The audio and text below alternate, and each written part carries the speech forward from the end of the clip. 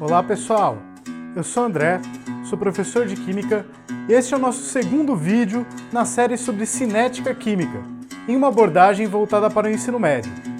Antes de qualquer coisa, é importante ressaltar que vídeo não cumpre o mesmo papel que a aula presencial. Ele é uma ferramenta interessante para a gente levar alguns conteúdos para os estudantes, mas não cumpre o mesmo papel não. E neste vídeo, nós vamos falar sobre os fatores que influenciam na velocidade das reações químicas, bem como sobre como a gente pode tratar, a partir dos dados experimentais, de deduzir as leis de velocidades das reações, assim como da determinação teórica da lei de velocidade de reações elementares a partir da lei de ação das massas. Bora para o conteúdo? E no nosso vídeo anterior do tópico de cinética química, nós tratamos das condições gerais e das condições específicas para a ocorrência de uma reação química, que se referiam à necessidade de haver contato entre os reagentes, o que microscopicamente significa que deveriam haver colisões entre as partículas, sejam átomos, moléculas ou íons dos reagentes, e que essas colisões deveriam ter orientação favorável e energia suficiente para romper as ligações químicas presentes nos reagentes. Também a necessidade de haver afinidade química entre os reagentes. Para que ocorra uma reação química, então, deve haver colisão entre as moléculas e essa colisão deve ter orientação favorável. Então a colisão precisa acontecer com a orientação das moléculas de um modo tal que quebre as ligações necessárias nos reagentes para formar os produtos e deve ter também energia suficiente. Algumas questões importantes associadas à cinética química, velocidade das reações e a ocorrência da reação química é que para que uma reação química ocorra, é necessário que seja formado o chamado complexo ativado, o estado de maior energia ao longo do processo de uma reação química, onde as ligações entre as moléculas dos reagentes estarão parcialmente rompidas, estarão em processo de ruptura, e as ligações entre os produtos estarão começando a se formar. Essa energia entre a energia dos reagentes e a energia do complexo ativado é chamada de energia de ativação, e a reação química só acontecerá se houverem moléculas com energia suficiente para formar o complexo ativado, moléculas que tenham a energia necessária para ativar a reação química. E neste vídeo agora, nós vamos tratar de alguns fatores que vão influenciar nessa taxa de desenvolvimento da reação, que são a natureza dos reagentes envolvidos, a superfície de contato, macroscópica mesmo, entre as porções, entre as parcelas da matéria desses reagentes. Algumas reações químicas se dão de maneira muito mais rápida na presença da luz e de eletricidade, a concentração ou a pressão dos reagentes em questão, a temperatura na qual ocorre o processo ou a presença de catalisadores ou inibidores. Do ponto de vista da natureza dos reagentes, quanto maior for o número de ligações químicas que precisam ser rompidas, ou quanto mais fortes forem essas ligações que precisam ser rompidas, para que os reagentes possam formar o complexo ativado e posteriormente se converter em produtos, mais lenta vai ser a reação química. E vice-versa, se eu tiver que romper poucas ligações químicas ou tiver que romper ligações químicas fracas, a reação seria mais rápida também. E normalmente reações orgânicas, que envolvem moléculas grandes,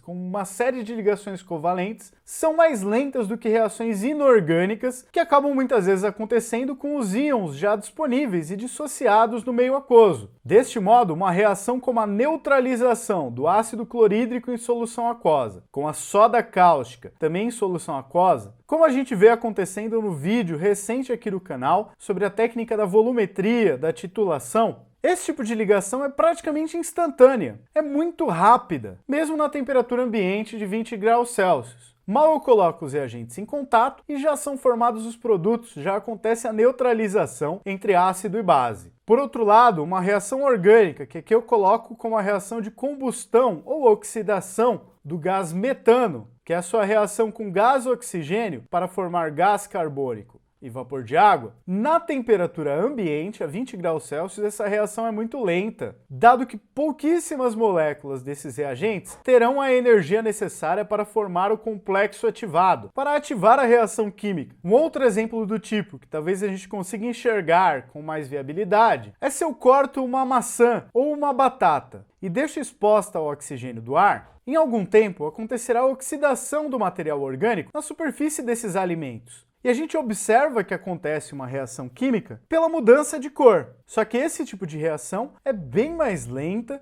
do que a reação de neutralização entre um ácido e uma base. Então a natureza dos reagentes influencia na velocidade da reação. Mas é um fator que nós não podemos controlar. Aqueles reagentes têm uma certa velocidade para reagir entre si. Outros reagentes terão uma velocidade maior. Então essa questão da natureza dos reagentes, se eu quero fazer uma determinada reação química, é um fator que a gente não tem lá muito controle, mas que a gente pode prever se ela será mais rápida ou mais lenta. Um outro fator fundamental, que esse sim a gente consegue controlar para uma mesma reação química, é a relação entre as superfícies de contato entre os reagentes. Quanto maior for a superfície de contato, a área que efetivamente estará exposta entre os reagentes participantes da reação, maior será a taxa de desenvolvimento da reação, a velocidade desse processo. E vice-versa também. Se a área de contato for muito pequena, a velocidade da reação será muito lenta. E um exemplo aqui é a reação de ferro com gás oxigênio. Mesmo que eu eleve a temperatura,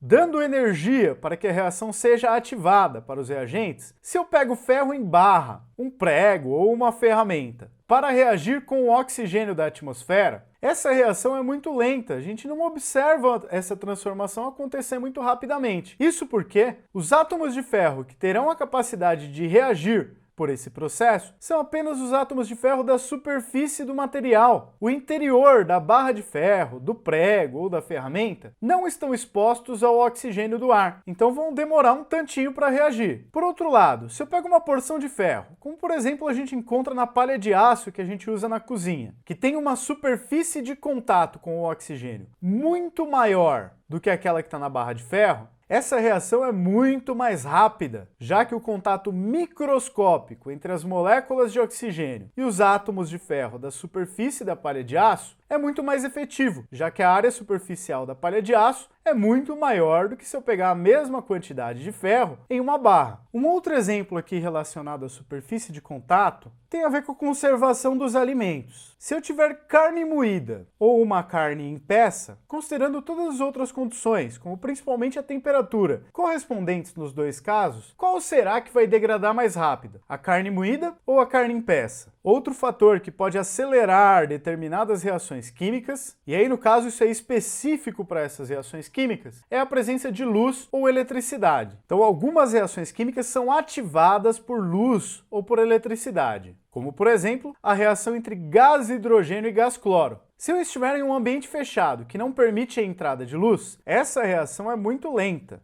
Demora muito para acontecer, mas se eu permito que entre luz no meu sistema, essa reação fica muito mais rápida, como a gente pode ver nesse vídeo que eu vou deixar o link aqui para você. Já a reação entre gás hidrogênio e gás oxigênio na temperatura ambiente, sem eu colocar uma chama, um fogo ali para ativar essa reação, ela é muito lenta se ela não estiver na presença de uma fagulha elétrica, por exemplo. Mas se eu permitir que uma fagulha elétrica entre em contato com o sistema, essa reação acontece de maneira bem rápida. Outro fator que a gente pode controlar e que influencia muito na taxa de desenvolvimento de uma reação química é a concentração dos reagentes que estão ali presentes. Se eu tiver uma reação química entre essas moleculinhas aqui azuis e as vermelhas, onde eu tenho uma concentração muito baixa, poucas moléculas azuis e poucas moléculas vermelhas por unidade de volume do sistema. Essa reação será muito mais lenta do que se eu tentar fazer a mesma reação com mais moléculas dos reagentes por unidade de volume. E este fator está intrinsecamente relacionado com o fato de que para acontecer reação química tem que haver colisão entre as moléculas reagentes. Se eu tenho mais moléculas por unidade de volume, a probabilidade de acontecer uma colisão com orientação adequada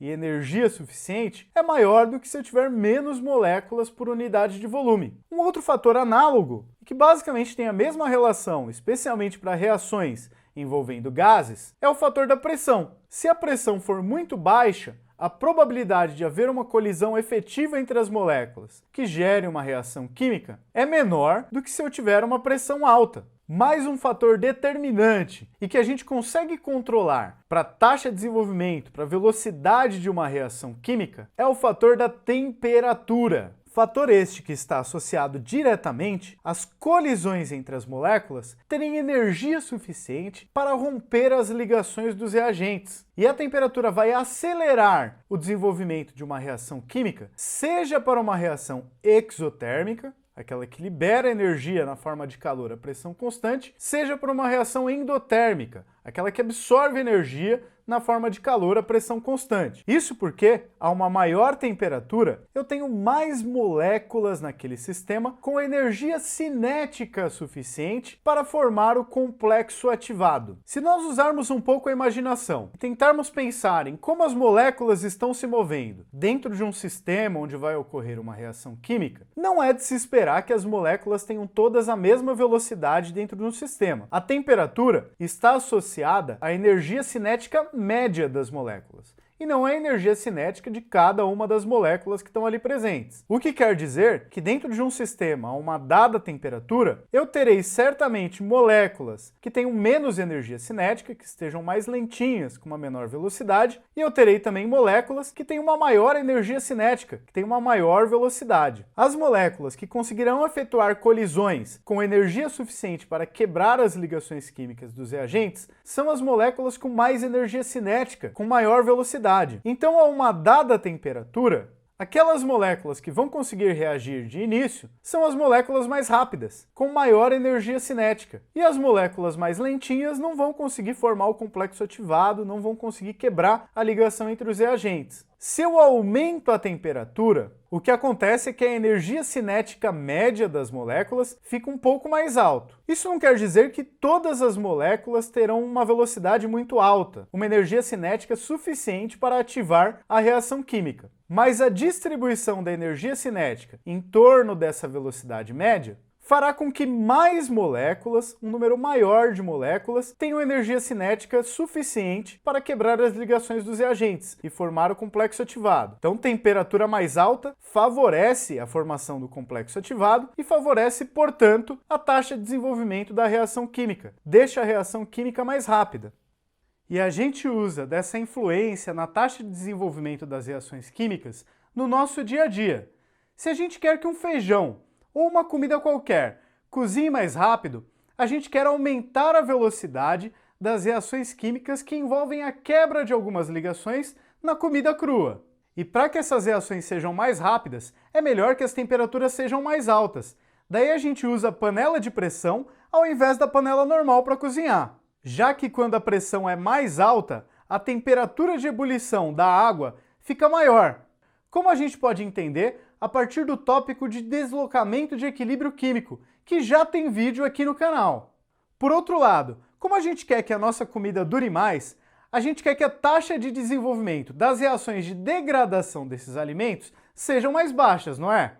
Por isso que a gente guarda eles na geladeira ao invés de deixar na temperatura ambiente. E se a gente colocar no congelador, tem ainda um outro fator. A água presente nos alimentos vai congelar, vai ficar sólida, dificultando ainda mais o movimento das moléculas e, consequentemente, as suas colisões, o que vai atrasar ainda mais essas reações químicas. Então, resumindo, com temperaturas mais altas, a energia cinética média das moléculas é maior e eu tenho mais moléculas com energia suficiente para ativar a reação com a energia de ativação. Com temperaturas mais baixas, a energia cinética média é menor e eu tenho menos moléculas com energia suficiente para ativar a reação química. Temperatura mais alta, reações mais rápidas, temperatura mais baixa, reações mais lentas. E um outro fator que influencia na taxa de desenvolvimento da reação química e que a gente também consegue controlar é a presença de catalisadores. E o efeito que um catalisador tem sobre uma reação química é mudar o seu caminho, mudar o processo como ele ocorre, diminuindo dessa forma a energia necessária para formar o complexo ativado, a energia de ativação da reação química. Então, seja uma reação endotérmica ou exotérmica, o catalisador serve para diminuir a energia do complexo ativado e, consequentemente, a energia de ativação da reação química, a diferença entre a energia dos reagentes e a energia do complexo ativado. O catalisador não influencia na energia dos reagentes e nem na energia dos produtos. Consequentemente, não muda o ΔH, a variação de entalpia da reação. O catalisador também não aparece na equação química de uma reação, já que numa reação química, o que vai acontecer com ele é que ele será inicialmente consumido para formar o complexo ativado e depois produzido novamente, regenerado. A mesma quantidade que consumiu será restituída ao sistema. Deste modo, na equação química geral do processo, ele nem aparece, sendo às vezes colocado aqui em cima da seta da reação, para representar que no balanço geral ele não é nem produzido e nem consumido, mas que ele participa sim dessa reação química, diminuindo sua energia de ativação, a energia necessária para formar o complexo ativado. E alguns exemplos comuns de catalisadores são algumas superfícies de metais, que acabam doando elétrons para as ligações químicas, aumentando muito a densidade de elétrons sobre aqueles dois átomos que participam de ligações, facilitando então a reação pela colisão dessa molécula com a molécula do outro reagente. Alguns catalisadores também têm um efeito meio que de prender uma das moléculas, facilitando a colisão. É mais ou menos como numa briga injusta, onde um segura e o outro bate. E outros exemplos de catalisadores que estão funcionando agora mesmo aí dentro do seu corpo são as enzimas.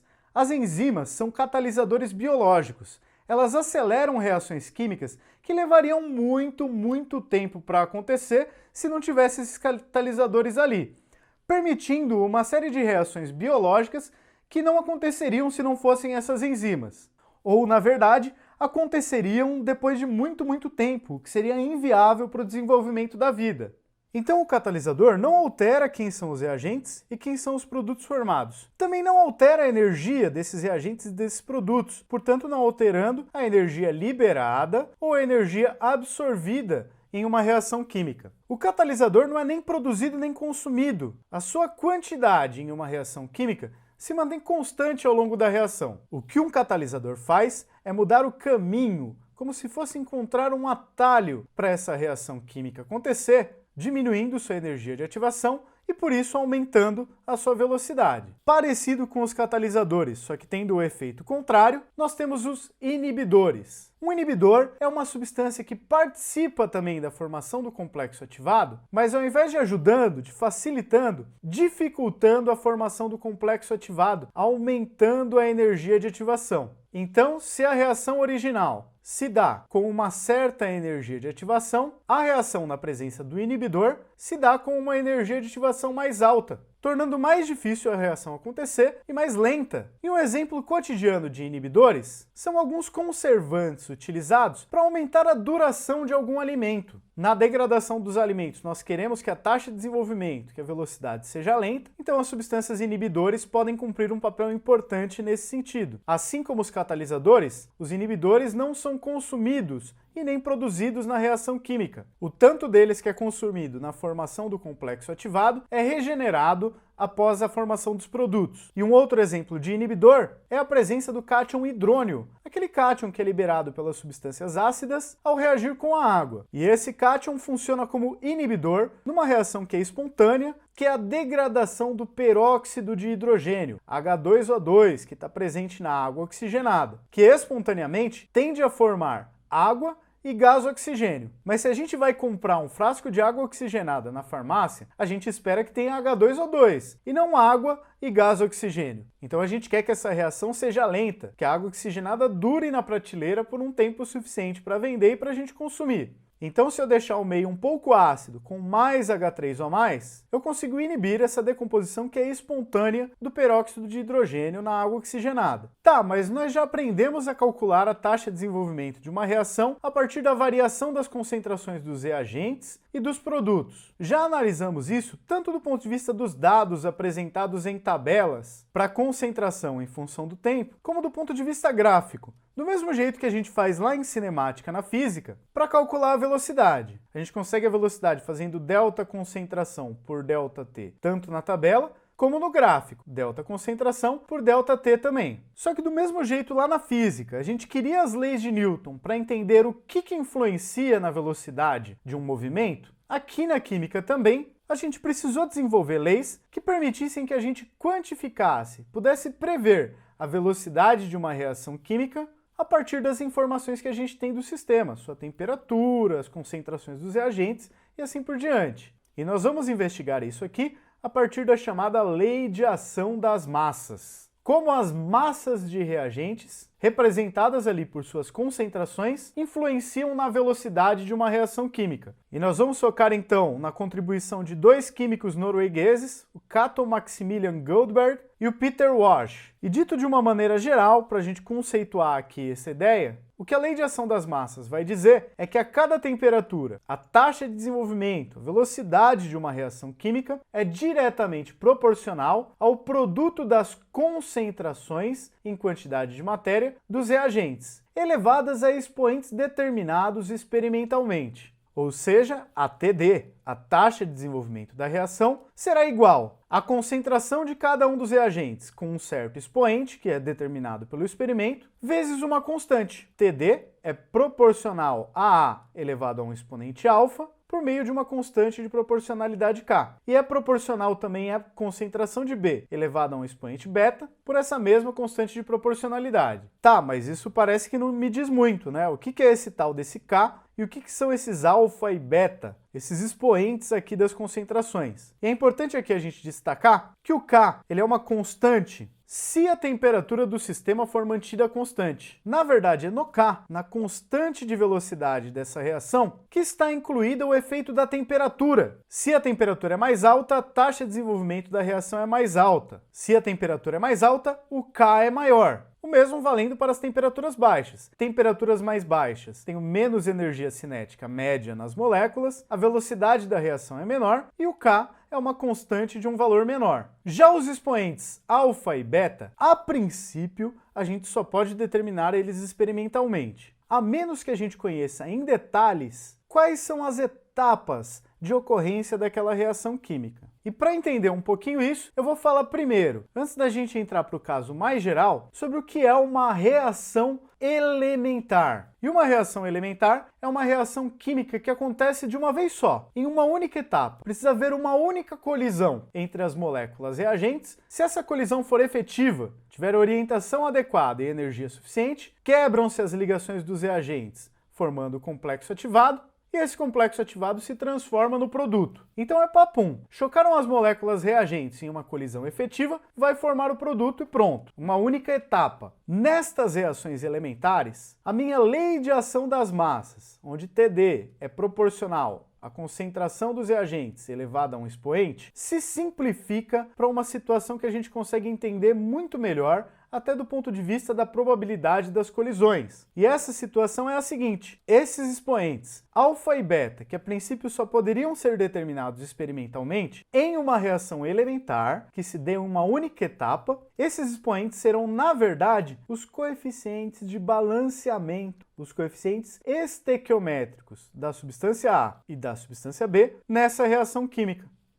E a gente pode entender isso da seguinte forma: o que a gente precisa para essa reação acontecer é A bater com B, com orientação adequada e energia suficiente, no caso das reações elementares, em uma única etapa. Então, se os coeficientes forem 1, o que precisa é uma molécula de A bater com uma molécula de B. E a probabilidade disso acontecer depende da probabilidade de eu encontrar uma molécula de A em um dado local do espaço em um certo instante, vezes a probabilidade de eu encontrar uma molécula de B naquele mesmo local do espaço no mesmo instante. Já que a probabilidade de dois eventos independentes acontecerem é a probabilidade do primeiro acontecer vezes a probabilidade do segundo também acontecer. É como tirar cara duas vezes quando a gente está jogando cara ou coroa. A probabilidade de tirar cara uma vez é meio, e a probabilidade de eu tirar cara uma vez é meio também. A probabilidade de eu tirar uma e depois uma segunda vez cara é meio vezes meio, portanto é 1/4 da probabilidade. Em termos da concentração, em qual sistema eu tenho a maior probabilidade de encontrar uma molécula de A em um determinado ponto do espaço? Em um sistema mais concentrado, que tem mais moléculas por unidade de volume, ou em um sistema menos concentrado, mais diluído, que vai ter menos moléculas por unidade de volume? É no mais concentrado, não é? Então, se os coeficientes de A e de B forem 1, Está explicado porque a taxa de desenvolvimento da reação química é proporcional à concentração de A vezes a concentração de B. Mas e se o coeficiente de um dos reagentes for diferente de 1? Imaginem que eu tenho uma reação de 2A com 1B formando determinados produtos. Eu poderia interpretar essa reação como 1A mais 1A mais 1B formando os produtos, não poderia? Neste novo exemplo, a probabilidade de acontecer essa colisão é a probabilidade de eu encontrar 1A nesse determinado ponto do espaço vezes a probabilidade de eu encontrar novamente outro A nesse mesmo ponto do espaço vezes a probabilidade de eu encontrar um B no mesmo ponto do espaço. Ou seja, a probabilidade de encontrar A vezes a probabilidade de encontrar A vezes a probabilidade de encontrar B. Portanto, é proporcional à concentração de A vezes a concentração de A mais uma vez vezes a concentração de B. Concentração de A elevado ao quadrado vezes a concentração de B.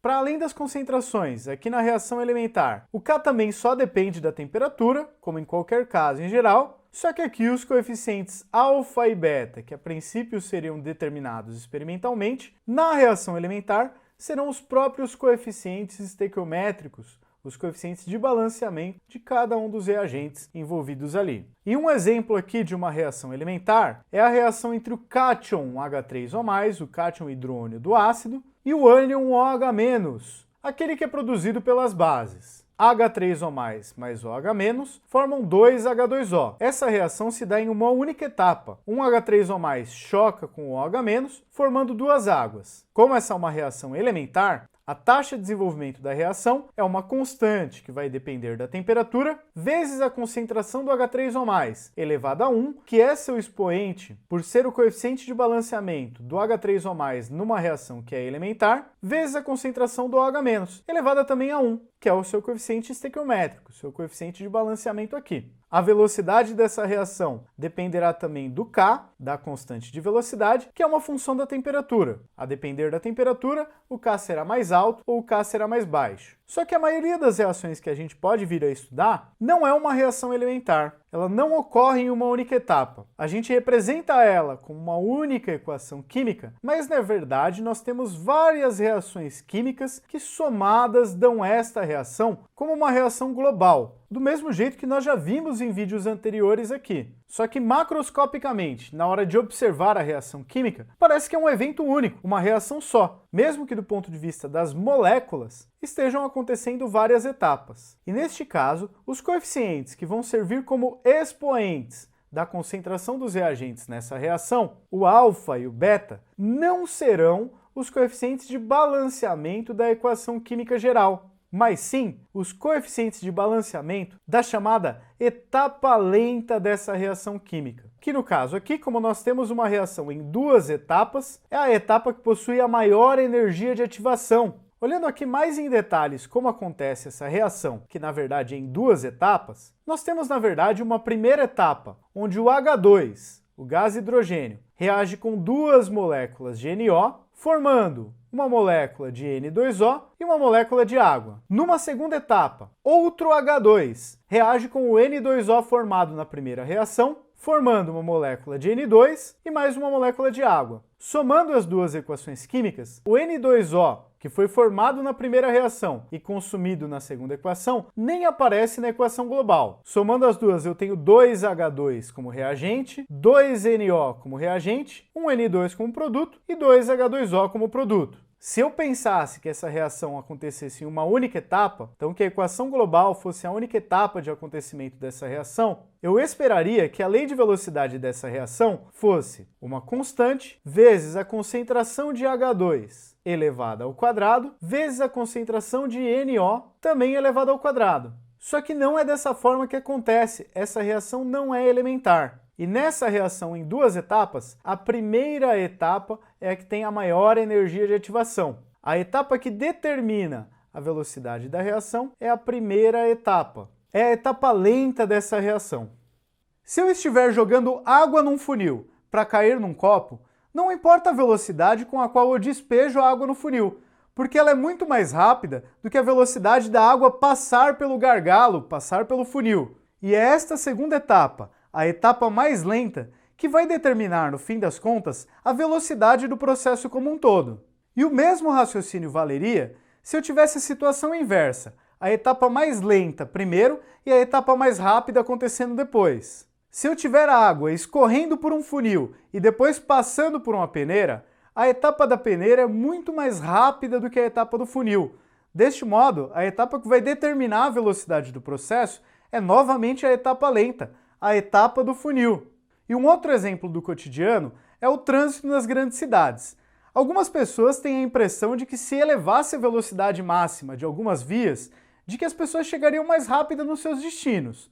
Mas se a gente considerar que esse aumento do limite de velocidade pode causar mais acidentes, que causam congestionamento, o ganho que você teve com as etapas rápidas nos períodos sem congestionamentos, você acaba perdendo, e às vezes até mais do que isso, com essas novas etapas lentas que foram criadas, de cada batida de carro, de cada problema que acontecer desse tipo, devido aos acidentes causados. E aí, como a taxa de desenvolvimento da reação é determinada pela etapa lenta, a taxa de desenvolvimento realmente observada por essa reação é uma constante multiplicada pela concentração de H2 elevada a 1 multiplicada pela concentração de NO elevado ao quadrado, onde o 1 aqui do H2 e o 2 aqui do NO são os coeficientes estequiométricos, os coeficientes de balanceamento da etapa mais lenta, da etapa com a maior energia de ativação. Acontece que, de uma maneira geral, a gente não tem a informação de como que acontece a reação química lá no íntimo das moléculas. Se em uma etapa, 2 etapas, 3 etapas, a princípio nós não sabemos, nós desconhecemos. Deste modo, nós precisamos determinar experimentalmente quais são os coeficientes que vão ser usados como expoentes da concentração de cada substância reagente participante da reação. E de quebra, é dessa forma que nós conseguimos ter uma visão daquilo que nós não podemos enxergar com os nossos olhos, que é um mecanismo microscópico de ocorrência de uma reação química. Ou pelo menos, identificar qual que é a sua etapa lenta. Se eu tenho uma reação genérica, reagente A mais reagente B mais reagente C, formando os produtos D, E e F. E eu quero determinar a TD, a taxa de desenvolvimento dessa reação química, nós vamos ter que analisar os dados de um conjunto de experimentos feitos diversas vezes para essa reação química, onde as concentrações iniciais dos reagentes A, B e C vão ser mudadas de um experimento para o outro. Então, por exemplo, pelos dados expostos nessa tabela aqui. Eu faço a reação uma primeira vez usando uma concentração inicial de A de 2 mol por litro, de B 3 mol por litro e C 1 mol por litro, e eu obtenho uma taxa de desenvolvimento da reação de meio mol por litro a cada minuto. Fazendo essa mesma reação uma outra vez, então coloco ali os reagentes na concentração de 4 mol por litro de A, dobrei a quantidade de A, e mantenho as mesmas concentrações de B da reação anterior, 3 mol por litro e 1 mol por litro para C, e obtenho que a taxa de desenvolvimento, a velocidade da reação, passou a ser 2. Faço uma terceira vez essa reação química, mantendo a mesma concentração de A da segunda, mas dobrando agora a concentração de B, e mantendo C constante, 1 mol por litro ainda. E obtenho ali uma taxa de desenvolvimento da reação também de 2 mol por litro por minuto. Num quarto experimento, eu mantenho a mesma concentração de A da segunda e da terceira tentativas, mantenho a concentração de B igual à da terceira tentativa, mas dobro a concentração de C. Passo de 1 mol por litro para 2 mol por litro de concentração inicial de C. E obtenho uma TD, uma velocidade para essa reação, de 16 mol por litro a cada minuto. A partir desse conjunto de dados, como é que será que a gente faz para determinar quais são os expoentes envolvidos aqui com a concentração de A, de B e de C nessa reação química? Bom, em primeiro lugar, vamos comparar os resultados do primeiro e do segundo experimento, onde as concentrações de B e de C eram as mesmas, tanto no primeiro como no segundo experimento, mas a concentração de A dobrou. Eu dobrei a concentração de A, e o que aconteceu com a velocidade da reação química foi que ela quadruplicou, ficou 4 vezes mais rápida. Deste modo, se eu dobrei a concentração de A e o efeito sobre a taxa de desenvolvimento da reação foi quadruplicado, então isso quer dizer que, como B e C foram mantidos constantes, eu tenho a taxa de desenvolvimento da reação igual a uma constante, que é o Kzinho da reação, vezes a concentração de B e de C, que foi constante nesse processo, multiplicado pela concentração de A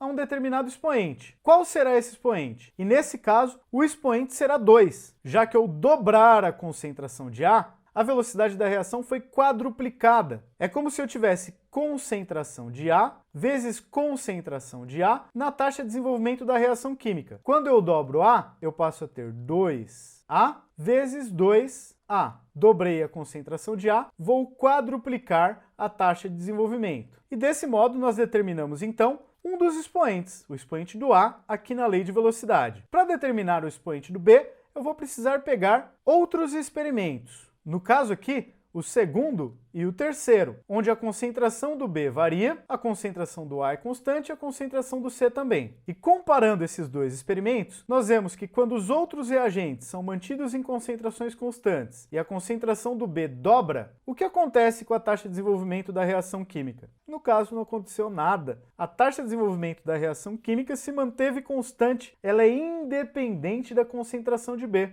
Deste modo, eu consigo determinar que o expoente associado ao B é zero. A concentração de B não influencia na taxa de desenvolvimento da reação. Aparentemente, B é um reagente que não participa da etapa lenta. Ele só participa de alguma das etapas mais rápidas da reação. Deste modo, o expoente do B será zero na taxa de desenvolvimento da reação. E a mesma coisa agora nós vamos precisar fazer para o C. Vou encontrar um par de experimentos diferentes, onde a concentração do C muda, então aqui o terceiro e o quarto, e as concentrações de A e de B são mantidas constantes. Analisando aqui esse experimento, quando eu dobrei a concentração de C, a taxa de desenvolvimento da reação química aumentou e aumentou muito. A taxa de desenvolvimento ficou 8 vezes maior quando eu simplesmente dobrei a concentração de C. O que significa que dobrar a concentração de C fez a velocidade dobrar, vezes dobrar, vezes dobrar, ficar 8 vezes maior. Deste modo, o expoente associado à concentração de C é o expoente 3, já que o dobro apareceu 1, 2, 3 vezes no resultado da taxa de desenvolvimento da reação química. Portanto, se o expoente do A é 2, o expoente do B é 0, o expoente do C é 3, a lei de velocidades para essa reação química é uma constante, que depende apenas da temperatura, vezes a concentração de A ao quadrado, vezes a concentração de C elevado ao cubo. Esta reação química é de segunda ordem em A, de ordem 0 em B e de terceira ordem em C, sendo, portanto, uma reação de terceira com segunda de quinta ordem global, que, a bem da verdade, é um tipo de situação um pouco incomum. A probabilidade de 5 moléculas se chocarem no mesmo lugar ao mesmo tempo é muito pequena. Mas do ponto de vista da gente treinar, da gente fazer o exercício, da gente conseguir determinar a lei de velocidade a partir dos dados experimentais, esse exemplo cumpriu aqui o seu papel. Bom, pessoal, é isso aí. Eu espero que vocês tenham gostado. E a próxima sequência de vídeos aqui é sobre equilíbrio químico, que já estão gravados e já estão aqui no canal. Muito obrigado pela atenção, fiquem de olho nos próximos vídeos do canal e até mais!